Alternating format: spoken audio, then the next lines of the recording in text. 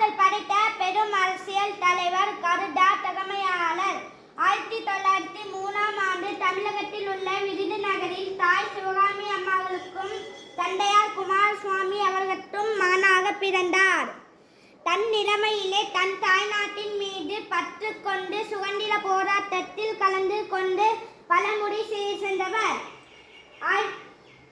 என் கடன் பணி செய்து கிடப்பெற என்ற நோக்கினை தன் கொள்கையாக கொண்டவர். நான்